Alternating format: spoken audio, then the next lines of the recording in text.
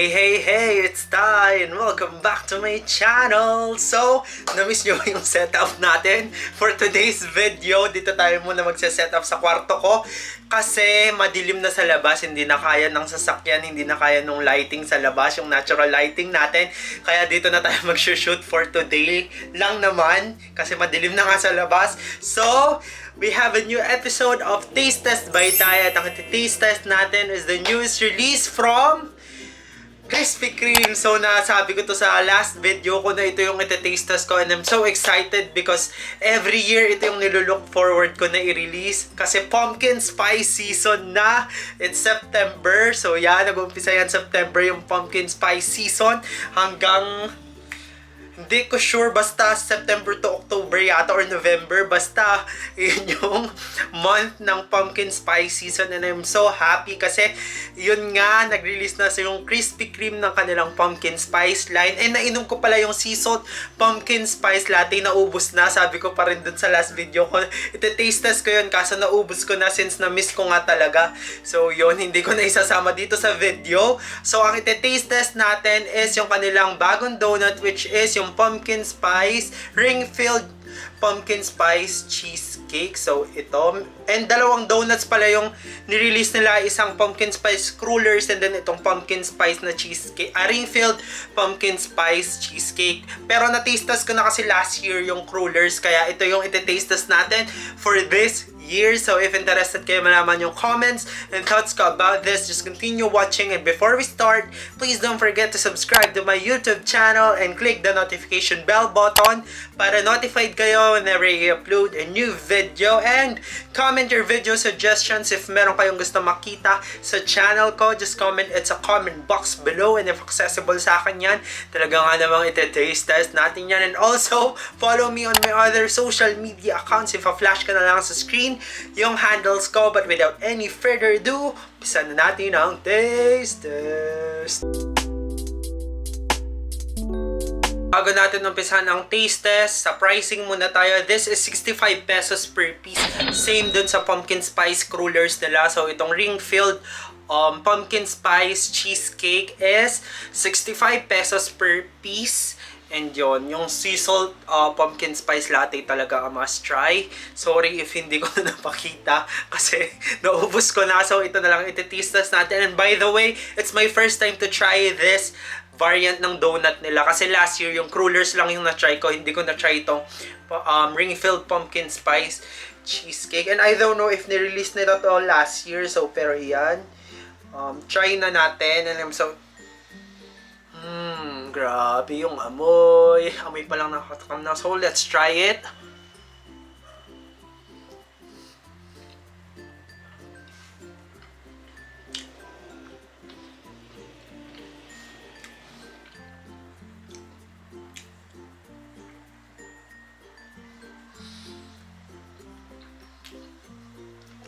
Ayaw kasi mag-focus.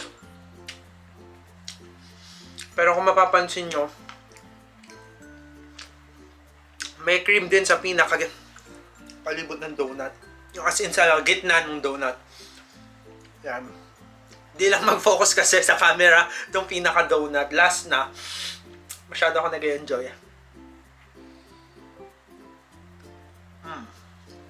Ano?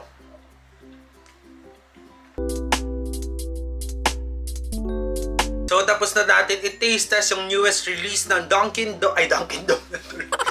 Krispy Kreme, which is yung kanilang pumpkin spice, ring-filled pumpkin spice cheesecake. So, ang nilolook forward ko talaga dito is yung lasa ng pumpkin spice.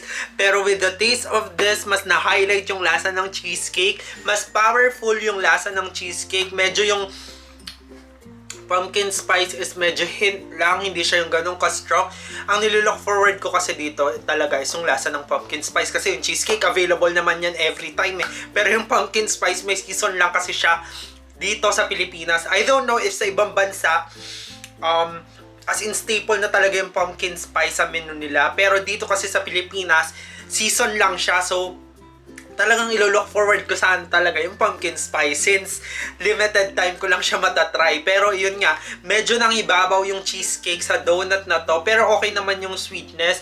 And I have nothing against naman yung sa lasa ng cheesecake kasi okay na okay siya sa akin.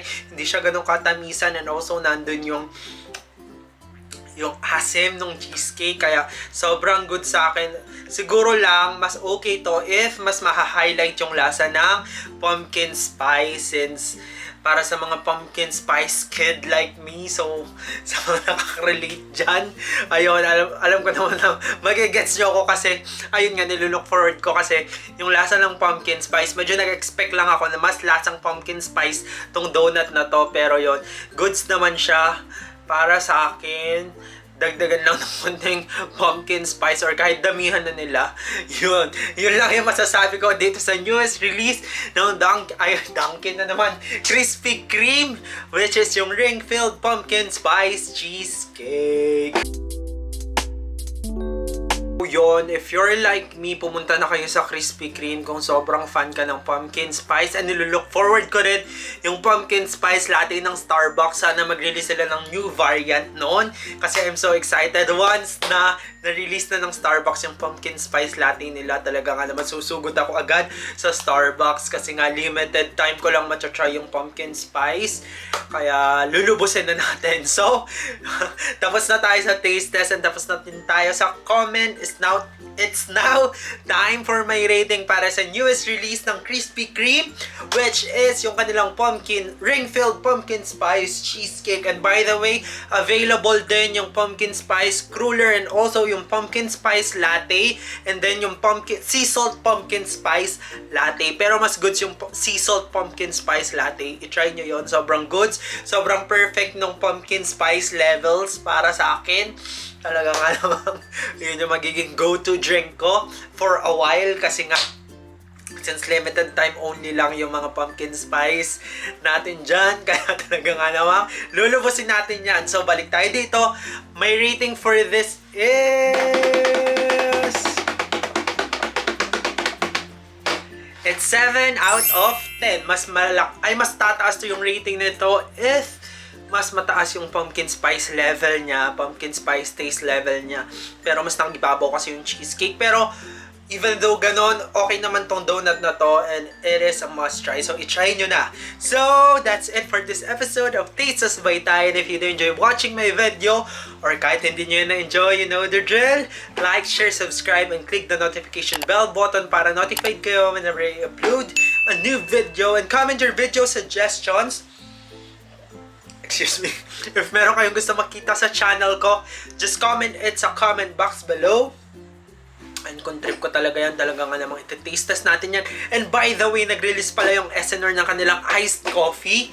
Ngayon lang sila nag-release ng iced coffee series sa kanilang menu. Kasi before milk tea lang ang meron sila. Pero ngayon, just today ko nakita. Kasi nagpunta ako ng SNR and then nakita ko meron silang 4 variants ng coffee. I don't know if kailan ko siya mati-taste test. Maybe soon or hindi ko siya ma-taste test at all. I don't know. So, for now, abangan nyo na lang sa channel ko if ita-taste test ko siya or not. So, for now, this has been Ty and I'll see you guys on my next one. Cheerios! Bye-bye, TY!